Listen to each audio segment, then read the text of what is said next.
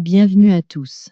Cette présentation portera sur les fonctions ADAS et l'aide à la conduite. Nous explorerons comment les capteurs et la perception se combinent pour initier des actions d'assistance, un lien fondamental pour la sécurité moderne.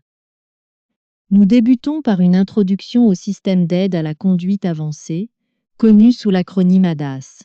L'objectif est de vous fournir une compréhension claire des bases de cette technologie et de présenter les objectifs pédagogiques de notre session.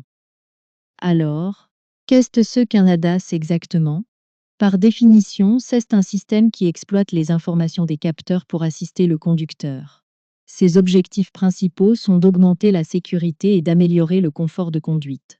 L'assistance varie de la simple information ou avertissement à une correction de trajectoire ou une intervention sur le freinage.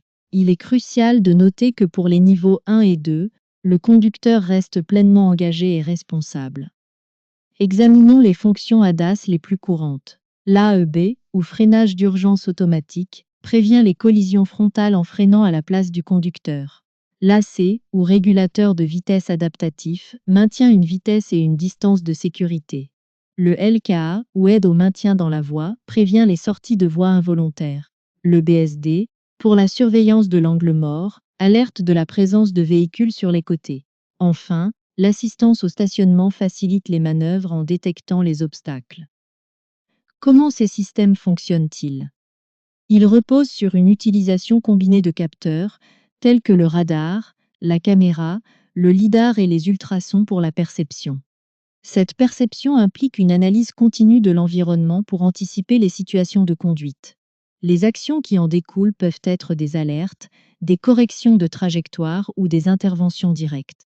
Il est important de noter que chaque fonction ADAS dépend d'un ensemble spécifique de capteurs pour opérer efficacement. Il est essentiel de différencier un ADAS de la conduite autonome. L'ADAS fournit une assistance ponctuelle et n'offre pas une autonomie complète. L'engagement du conducteur reste donc primordial, particulièrement pour les niveaux SAE 1 et 2, où il doit être prêt à reprendre le contrôle à tout moment. En conséquence, le conducteur conserve l'entière responsabilité de son véhicule, même lorsque les systèmes d'aide sont actifs. Cependant, ces technologies ont des limites. La performance des capteurs peut être affectée par les conditions météo, la saleté ou un mauvais calibrage.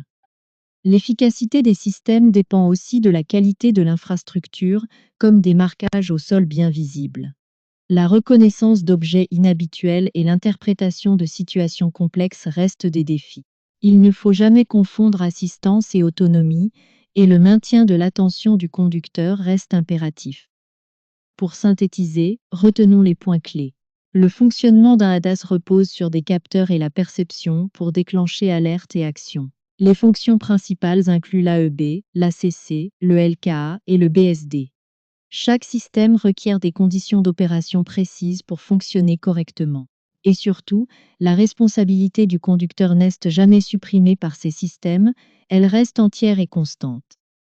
Pour conclure, vérifions les acquis de cette session. Vous devriez maintenant être capable d'identifier la fonction ADAS adéquate pour une situation de conduite donnée, d'expliquer le principe de fonctionnement de l'AEB, de l'ACC, du LKA ou du BSD, et enfin, d'évaluer les limites techniques de ces aides ainsi que la responsabilité qui incombe toujours au conducteur.